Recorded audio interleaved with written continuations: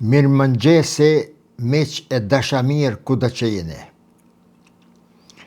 Po ju lajmërohem në këtë orë të hershme të mëngjesit të 17 të qershorit të vitit 2025.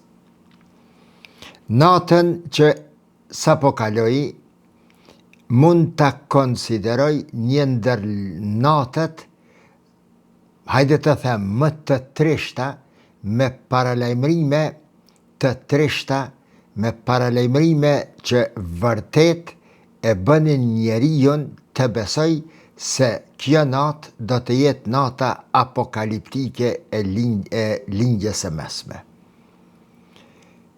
Jam munduar që t'i përcjelli ngjarjet atje nëpërmes së paku 6 burimeve informative.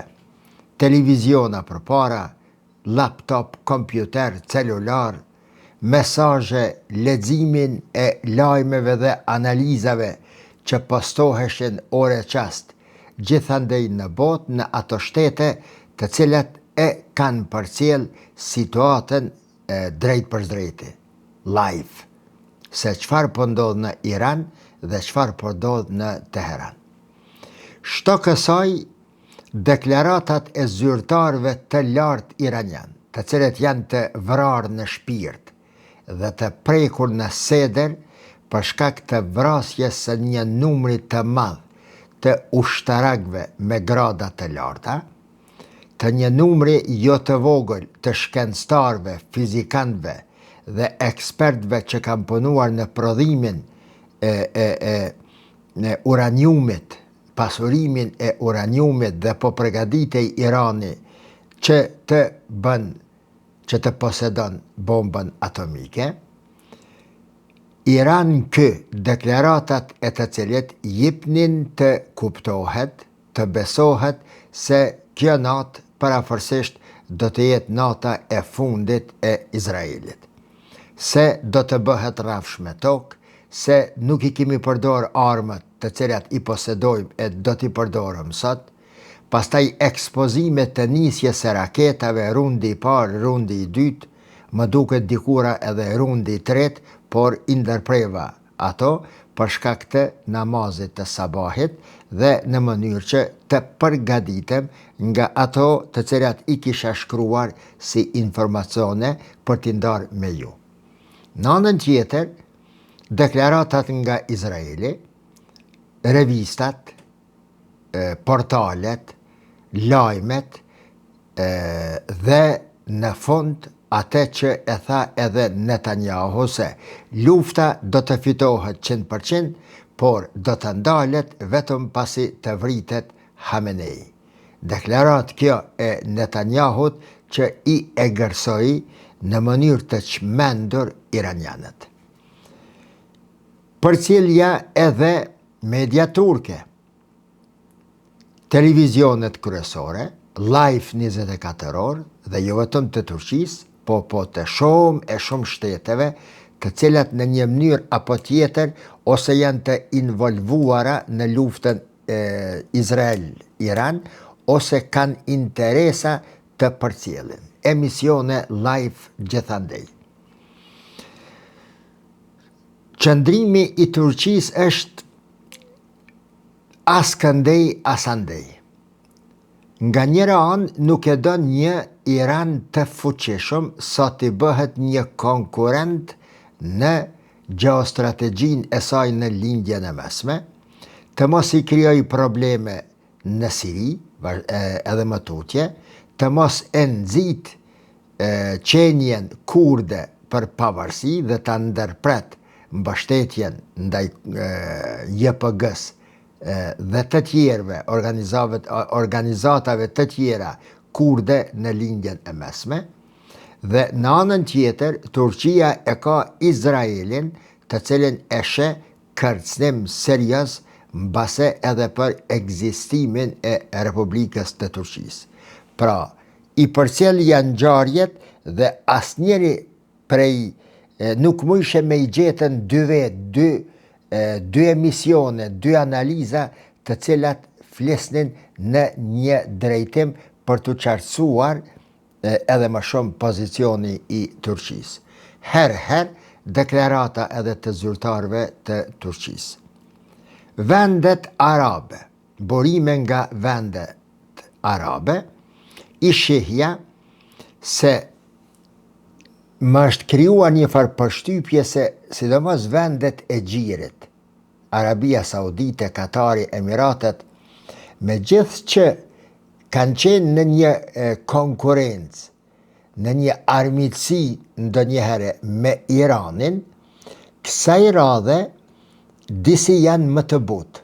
Disi ose nuk po guxojnë, ose është në interes të politikave të tyre që Irani të mos rënohet tërësisht. E kanë një qëndrim më të butë. Karshi Izraelit, për shembull Arabia Saudite, 2-3 herë deklaron se e dënon sulmin Izraelit mbi Iranin, mirë po kur flet për Iranin, nuk thet e dënojmë sulmin iranian, po sulmet iraniane, por i bëjmë thirrje Republikës Islamike të Iranit, shtetit vëlla tonit, se dohet të përmbahet. Përveç Jordanisë, e cila është e përcaktuar definitivisht, krah i Izraelit, mburoj e Izraelit dhe mbi qiellin e së cilës është e ndërtuar, i krijuar edhe kupolla e hekurt e Izraelit, të gjitha vendet arabe kësaj radhe kanë një qëndrim më të butë në raport me Iranin. Mediat perëndimore, gjithashtu të paqarta, megjithëse që mbështesin Izraelin dhe janë kundër politikave të Teheranit zyrtar, vendet evropiane gjithashtu, bota perëndimore, mos të them është e ndarë në dysh në lidhje me atë që po ndodh dhe që pritej të ndodhte sante. Përmbahuni, jemi për qetësi, jemi kështu, por deklarata decide, një kashe nuk ka. Shto gjitha këtyreve. Qëndrimi i Donald Trump, kur doli si bombë atomike, që e shokoi botën, e tundi Iranin në çdo cep të tij dhe i detyroi iranianët, qytetarët e Teheranit, që për pak minuta të dalin nga shtëpia, të ikin 4 muaj me fëmijë në krah, me autobusa, me makina, sa Irani u shndrua në një qytet fantazm, në një kaos të vërtet. Shihej nga lart se çfarë po ndodh aty. Çfarë bëri Donald Trump kur papritmas deklaroi se i bëj thirrje qytetarëve të Teheranit që urgjentisht të lëshojnë shtëpijat e tyre dhe të evakuohen nga Teherani. Lajmërim se aty së paku do të hidhen bomba, nëse jo bërthamore e atomike, do të shkatërrohet, do të rënohet i tëri Teherani. Mbi këtë, thot se e ndërpres takimet e mia me liderët e G20 ndoket, ishte dhe takime, dhe se urgjentisht do të kthehem në Washington. Dhe përgjatë rrugës e urdhëron shtëpinë e bardhë që në mënyrë urgjente të mblidhet, si me quajten, kuvendi i mbrojtjes nacionale, se po mdalin prej mendve ka njerë termet, Këshilli Kombëtar Nacional i Amerikës, të fillon mbledhja urgjente për vendime që duhet të miren në natën më të vështirë të Izraelit. Në një atmosferë të këtij miq, çfarë do të mund të bënit më shumë se që kam bë unë sante? Informacionet të shkruara nga të gjitha anët, por që e them duke e nënvizuar përfundi. Nuk kam qëndrim ose analizë të prerë si që zakonisht i bëj në videot e mia në lidhje me atë se çfarë ndodhi sonte dhe çfarë do të ndodhë në orët në vazhdim. Kataklizm po, shkatërrime po, shihej Tel Avivi se si bombardohej, si rënoheshin ndërtesa, Haifa, pastaj si i mbylli Izraeli, i urdhroi që të mbyllin kamerat, të mos incizohet asgjë nëse kur të goditen ndërtesat ushtarake, ndërtesat shtetnore, bazat ushtarake, portet, por të incizohen ata të cilët arrin të bëjnë vetëm vendet ku pasojnë civilet Izraelit. Qytetarët shiheshin teksa vraponin andej e këndej sikur në rrugët e Shangajit, apo të Nantangit, apo të Pekinit që janë me qindra mija njerëz si bubrecat. Ashtu shihej Tel Avivi duke ikur njerëzit dhe fshehur nëpër nënstrehimore. Këto dua ta nënvizoj një gjë, po e sjellin nga jashtë, se dikush më duket në Kosovë këto, e pas ka shkru një statusa një shkrim, se e pas ka lexu dikon kinse që me qindra mijëra Izraelit të cilët jetojnë jashtë Izraelit, hebrej, po kthehen me të madhe, me elan e me gzim e me krenari kombëtare për ta ndihmuar Izraelin. Kjo është gënjeshtër, rran e vërtet. Është dezinformim i shqiptarëve. Se jasante është koha për dezinformim. Në natën e kataklizmës e cila pritej, jakur, por atë nuk e bëj. Zoti mos thasht, ma ndalon sefte Allahu, pastaj bagazhi im intelektual, përvoja ime. Në kësi raste do të jemi tek kujdesshëm. Nëse do me raportu në lidhje me atë se çfarë shkruajnë mediat, shkruaj dhe thuaje si po thonë. Nëse do të bësh analiza, përqëndrohu në fakte, në ngjarje dhe shtoje pastaj përvojën tënde, mendimin tënd, analizën tënde të cilën e nxjerr nga mesrreshtat e leximit të studimeve e periodikëve, bashkangjitur edhe gjendjen aktuale dhe ndodhit aktuale. Por ndryshe mos dezinformo. E vërteta në lidhje me kthimin e izraelitëve për të luftuar dhe mbrojtur vendin është e kundërta e kësaj. Ajo është gënjeshtër. Sepse Izraeli nga pardje me një ligj urgjent ndalon udhëtimin jashtë shtetit të cilit do qytetar të Izraelit. Mbyllën kufit, mbyllën aeroportet dhe nuk ka me dal jashtë. Përse? Sepse një numër i madh i izraelitëve nga frika prej vdekjes, nga frika prej bombardimeve dhe raketimeve iraniane, e kanë pas se Izraeli dal nga dal po shndrohet në një vend të pabanueshëm, së paku në këtë periudhë sa është duke luftuar me Iranin.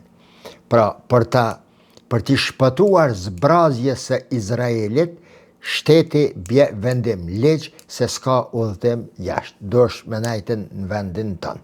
Kjo është e vërteta.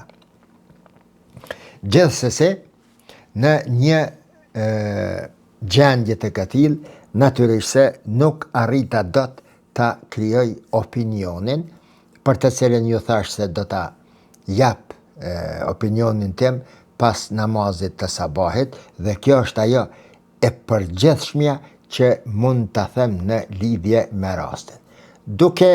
Duke përfunduar këtë ta quaj paragrafin e parë të kësaj video, se kemi të bëjmë me një luftë shumë të rrezikshme, të përmasave katastrofike, kemi të bëjmë një luftë midis dy kombeve me histori të gjatë shekullore, të cilët pretendojnë të jenë me këtë zhargonin ton baba i lindjes së mesme, kemi të bëjmë me një Izrael, me përkthyje me një emër tjetër, me një Amerikë që po lufton kundër një Irani, kundër një Persie, kundër një regjimi të cilën nuk po e do të jetë më në Iran, kundër një shteti i cili po pretendon se ka të drejtë të posedoj edhe armë bërthamore, sikur edhe Pakistani edhe Izraeli. Një vend kundër të cilit është quhe e gjithë bota perëndimore për të parandaluar posedimin e armës bërthamore. Gjithashtu, sërish këndej, kemi të bëjmë me një Izrael, me një fuqi ushtarake supermoderne, e donatuar dhe e furnizuar e mbështetur vazhdimisht me armët më të reja të cilat i prodhon Amerika. Para 3 dite ka zbarkuar një anije e cila ka sjell raketa shkatërruese totale. Është zbuluar se muajve të fundit SBA-ja ka zbarkuar aty me një numër enorm të raketave.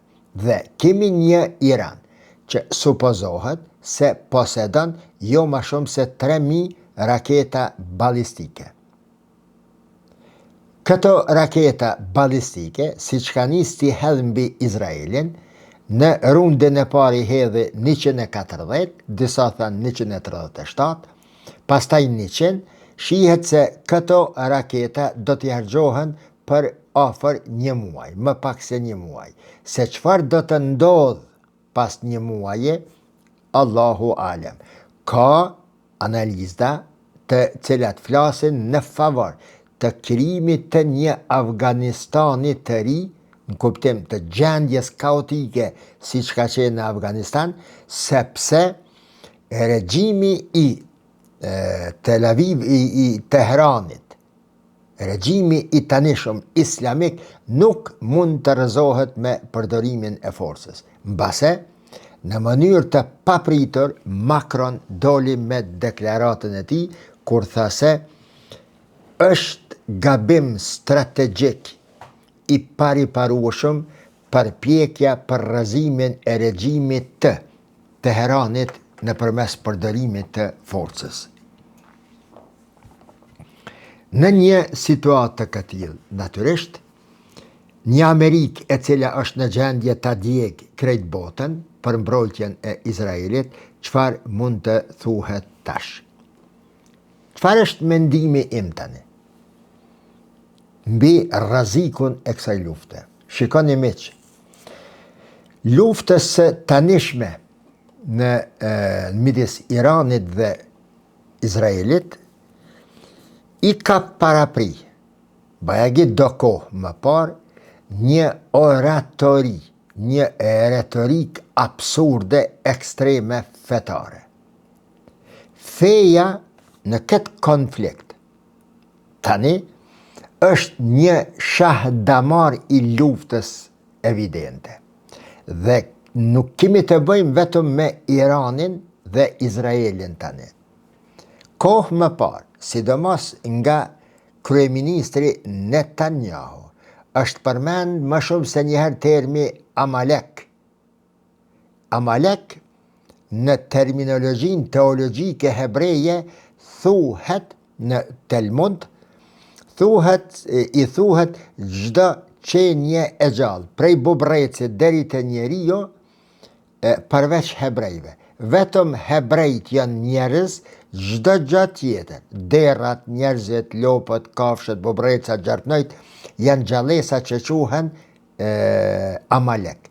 Dhe Amalekun, sipas teorisë ekstremiste hebreje, Amalekun Zoti e ka krijuar që t'i shërbej hebrejve.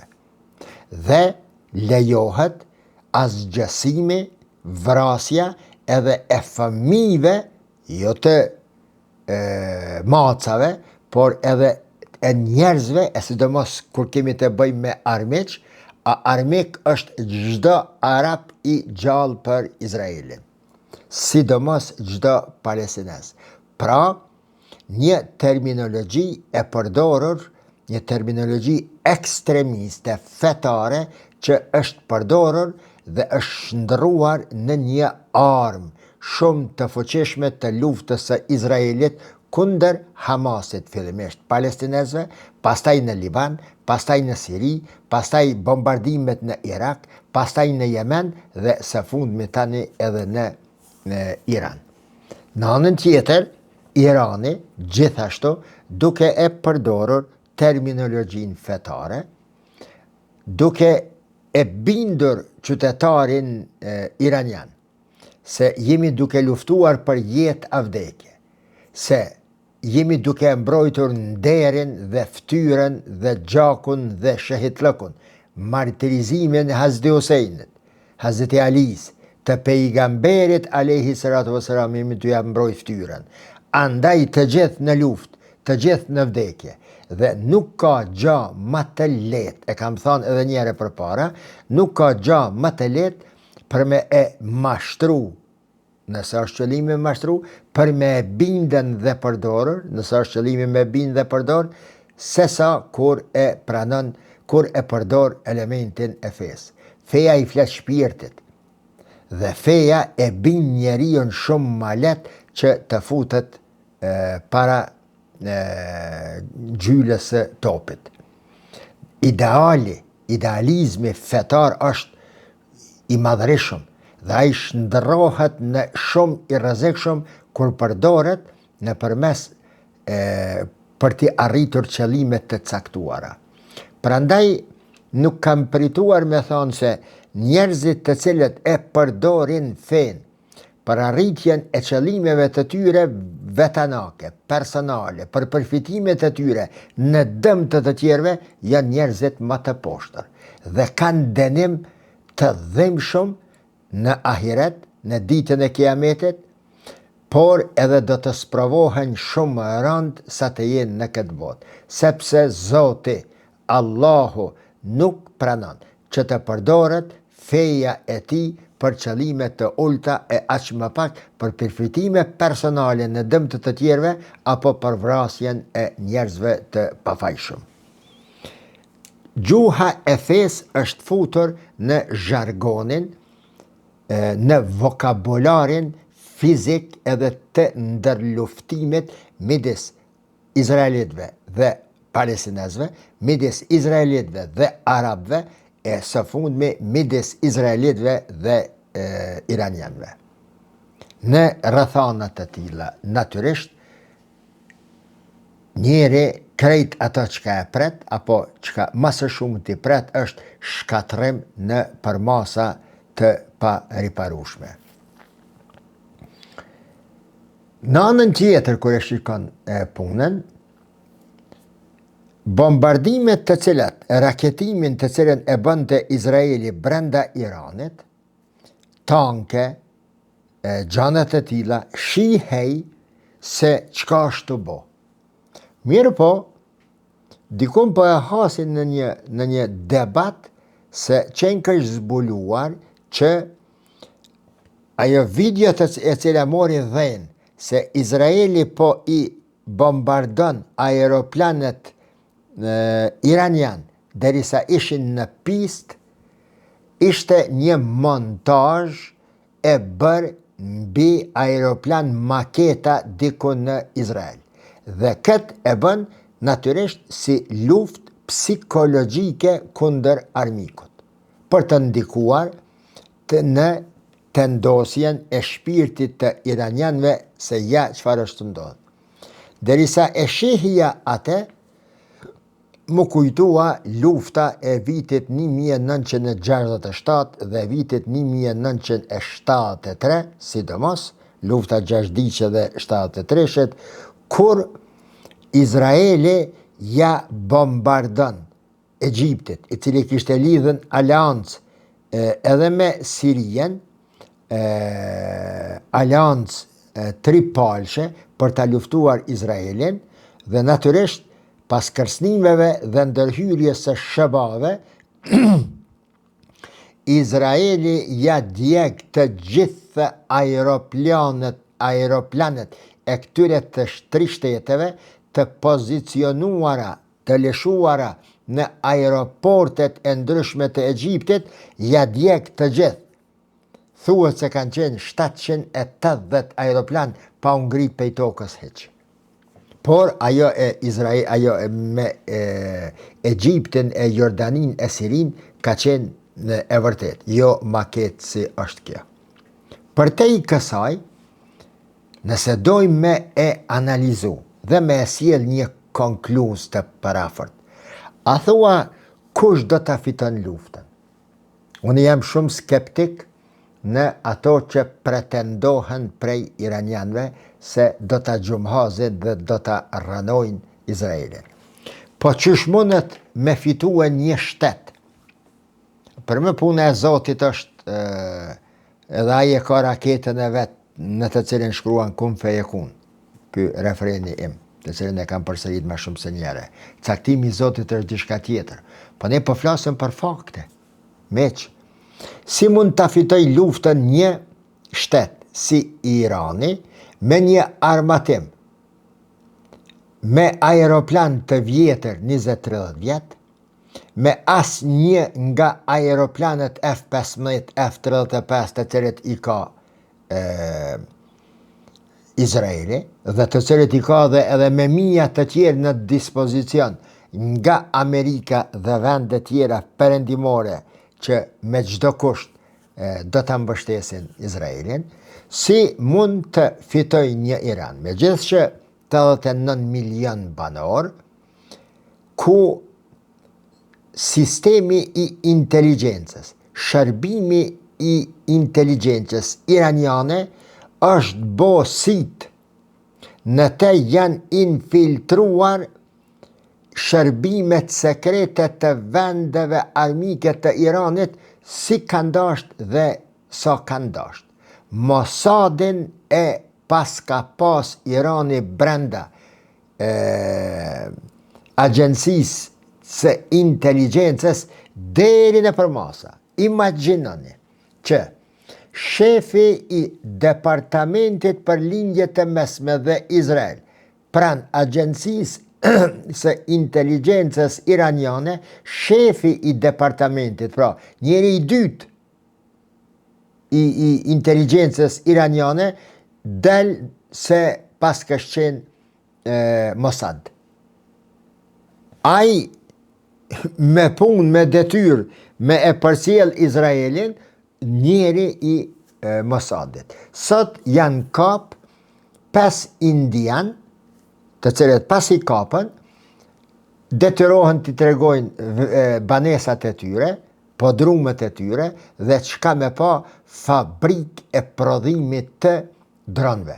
Dronë këta të cilët i përdori Mossadi për likuidimin e ftyrave eminente të shkencëtarëve dhe të ushtarakëve brenda Iranit, që e demoloj, e theu shpirtnisht, si thash në fillim të kësaj video, e ka thye shpirtnisht regjimin dhe një pjesë të madhe të popullit. Dje janë nxanë 4 afgan, njëjtë kështu, dhe shumë të tjerë të cilët nuk janë kap dhe të cilët po veprojnë si kur të ishin një ushtri brenda.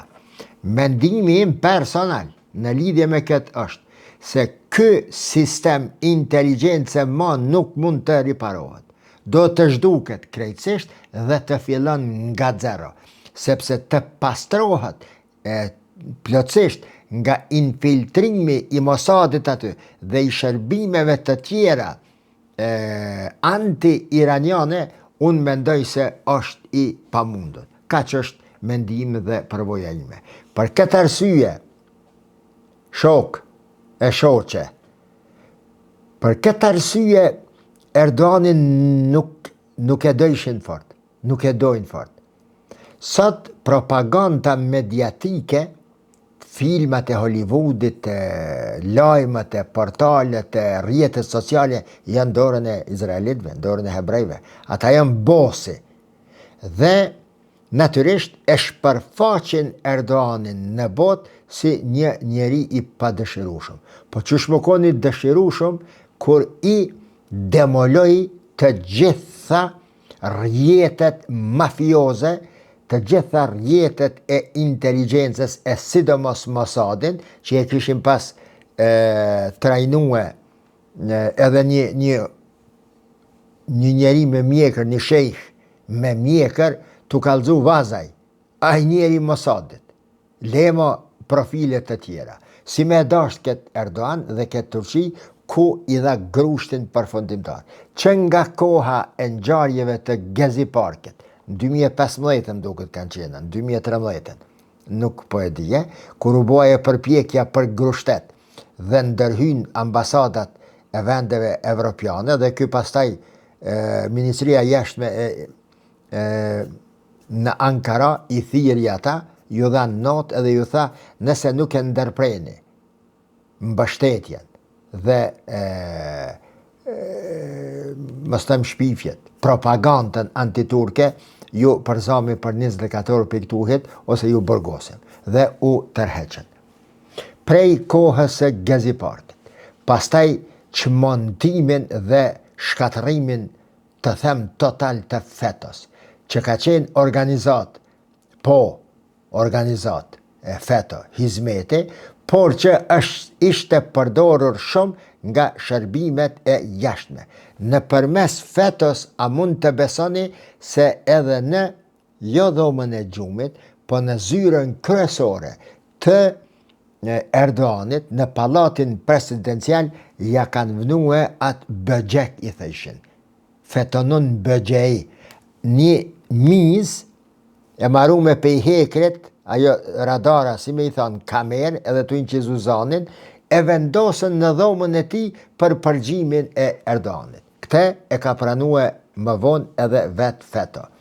Pra, e që montoj këte, vetëm kështu arriti ta shpëtoj Turqien nga më e keqja. Shërbimet sekrete sot në përmes celularve, në përmes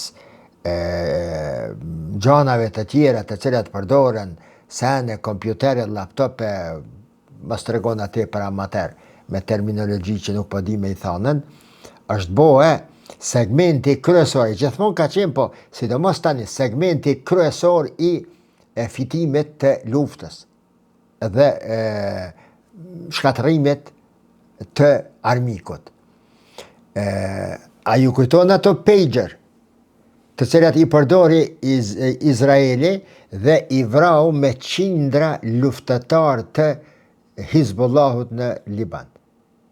Të montume dhe të kodume, i marren ato pager dhe sustën prej Tel Avivit apo Prika, i vrau të gjithë, i plagosi, i çmontoi, nga larg, nga distanca. E thash dikun me një status më duket, se e mrinëm kohën me zhvillu luft prej odës e pej shpijes e pej kësaj biblioteke time të pi qaj ruse. Dronin ndorë pej këtuhet me quhe armën e raketen ku të kish qef, apo me e përgjue nga mbi shpia e mi afru të dritarja e para gjaki mi hija njeri në shpe edhe me e përgjue se qëfar po ndodh. Pra e mrinëm edhe këtë kohë. Në kushtet të këtilla natyrisht, Turqia së fundmi i dha edhe grushtin e fundit organizatës mafioze më të madhe në histori që pas kështë qenë duke funksionuar dhe bashkëpunuar edhe me organizatën terroriste të PKK-s, kur dihet se PKK-n e ka mbështet Izraeli. Pra, një farë ndërlidhje i dha grosht, e shtini Ekrem İmamoğlu në burg dhe tani e pret gjykimi. Personi i cili pretendonte të futej në garë për president të Turqisë.